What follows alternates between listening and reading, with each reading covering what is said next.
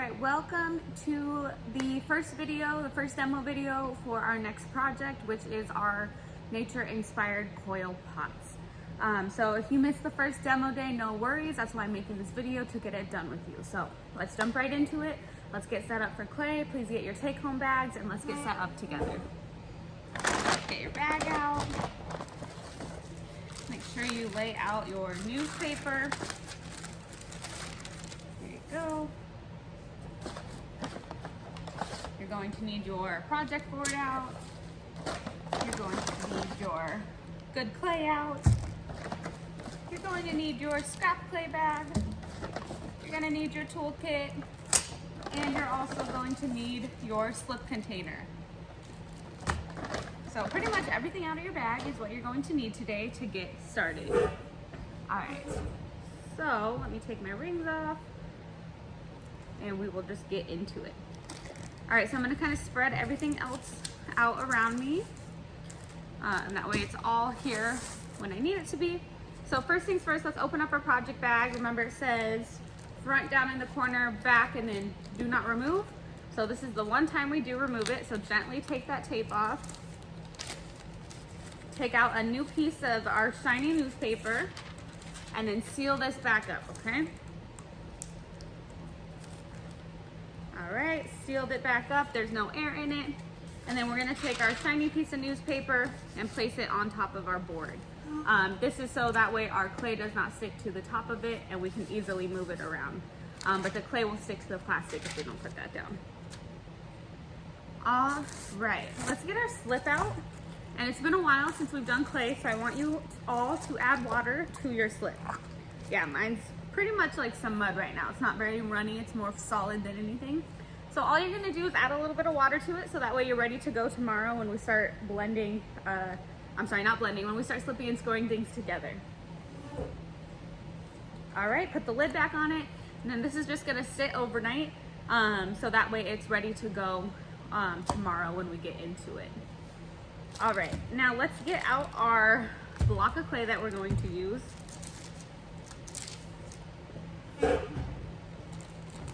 All right, open this up, take off your little binder clip. And we are going to take out our next block of clay. One sec. It's a little stuck in there, which is good because that means it's still wet. So take out one block of clay, doesn't matter which one you use, just grab a block and then set this aside. Get your tool bag out. And if you guys remember, we attached a piece of fishing line to 2 paper clips last quarter, so that way we could make a makeshift wire cutter. All right, so now what we're gonna do is cut out our new block of clay that we're gonna use. So we are coil building, yes, but what we're gonna do first is make a base for it. So we have to do that with something called a slab, which we will do first. So please take your makeshift wire cutter. I have the 2 paper clips in my hands here, and I'm gonna wrap it around my fingers to make it tight. And then I'm gonna cut off about an index finger size. So what I mean by that is I have my whole block of clay. I'm gonna put my index finger here, and I'm gonna cut about the width of it. So I'm gonna cut right here. That's what I want to cut off. All right, so again, holding it, wrapping it up, and sliding the string through it, rotating it, and then I'm going to pull the string through. All right, take that clay off of there, and then now you have a nice block to start with. We want this smaller block. This one you're gonna put back in your bag. We're not gonna seal this up yet because we're gonna keep using it, but we're just gonna put it away so that way it's not just out in the air. So what I meant by that is I have about a finger width piece of clay from our block. So we have that block, but I measured about a finger width, that's what I want. All right, so now in your bag, you're going to grab a PVC pipe. In your bags, you guys should all have a little piece of PVC pipe. It looks like this, it's hollow, and it's just a black piece of pipe. This is what's gonna be in place of a rolling pin. So if we were in the classroom, of course, we would have rolling pins and you could roll this out yourself, but I don't have enough rolling pins to give out. So we're going to just use this. All right, so place this on the center of your board and you're just gonna use this and roll with it with your hand like this. All right, so my board's right here. I'm going to place the PVC pipe on top of it. I'm just gonna gently start rolling. It's gonna have a little resistance at first. That's totally normal. Start rolling, and I'm rotating it, picking it up and rotating it. Picking it up, rotating it. You don't want to add too much pressure because you don't want it to get super thin, but we do want to flatten this out a little bit.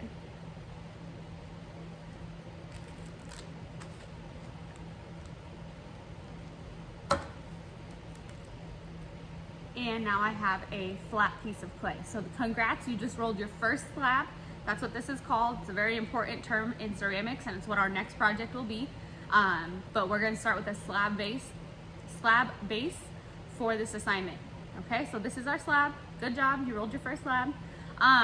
It's thin, but it's not too thin. If you look at it, it doesn't have a lot of, it's a little flimsy, but it's not like seeping on the sides. It can still support itself and hold it up in the middle. So that's about the width you want it. It's a little bit less than a pinky thickness, but you want to be somewhere in that range. So this is our base. It needs to be sturdy to hold up all of our coils. All right, we're gonna place that here.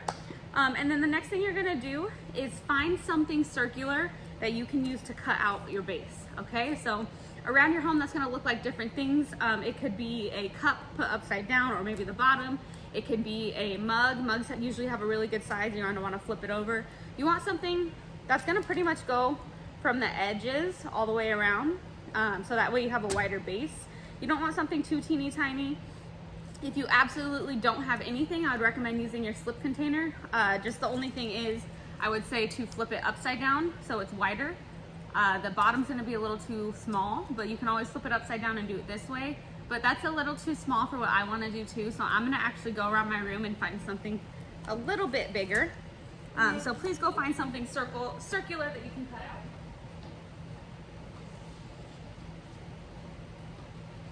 So my example is I'm using this old yogurt cup, and I'm gonna use this top part as my cutout. So what I mean by that is I'm placing it upside down like that on my slab. And then let's go in our toolkits. And you can use two different tools. You can either use your wooden skewer to cut it out, or your paper clip. I'm gonna use the paper clip. I just personally like these better. They remind me more of the tool that we're supposed to use, which is a pin tool. So what I'm gonna do is take my bent out paper clip, it's my bent out one. I'm gonna push it all the way through to the board. I'm not pushing hard, I'm just waiting till it gets to the end of the board. And then I am going to just trace the shape of this yogurt cup. If you guys don't have anything circular in your home, no worries, just cut out a circle. Just do it, freehand. If it's not perfect, no worries. We're gonna smooth and blend and make everything look nice. You just want it to be a decent size.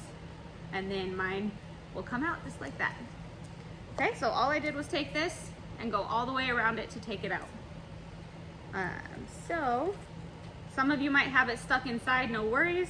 You're just gonna gently start pulling this up, like that. And then this is now actually going to be scrap clay. Again, it's really long though, so I like to cut it in half and then put this in my scrap clay bag. This is still good clay that we can use to make our 3D parts, our appliques that are going on this project. So I'm not gonna completely get rid of them. I'm just gonna cut them up and place them in the baggie so I know that I can still use these. Again, it's been like 3 weeks since we've touched clay, so please spray this bag if you have a spray bottle. If not, get your sponge and just add a little bit of water into here. All right, your next step after you cut out your slab, so this is now our base, is you're going to get a cup of water. I use these little yogurt cups for water. Get your little sponge in there, and you're just gonna smooth this out the best that you can, okay? That is your number one thing that you're going to do today, is just smooth it out. This is our base, our starting point. We want it to look nice and neat. You can use your finger or your sponge, whichever one you prefer. You're just trying to get it nice and neat.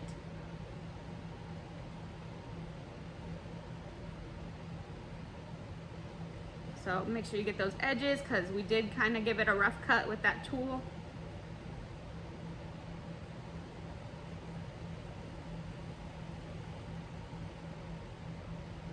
So So mine kind of fits perfectly in my palm. It's about the size of my palm. I think that's a good size to go for. If you go a little too small, we can always build wider. It's just gonna be a little bit more complicated, but it's gonna be okay. Doesn't have to be the exact same size. I know we're all working from home. We're just trying to get these projects done, so don't worry if it's not perfect. I'm just happy that you guys are making anything. Don't forget to get the bottom too. We usually overlook the bottom because nobody's gonna see it, but it's still important that it looks nice for craftsmanship. All right, the bottom's good on mine. Now I'm gonna keep working these sides, and I'm gonna place it upside down, or not upside down, but on the bottom. All right, so that is your first step, pretty easy.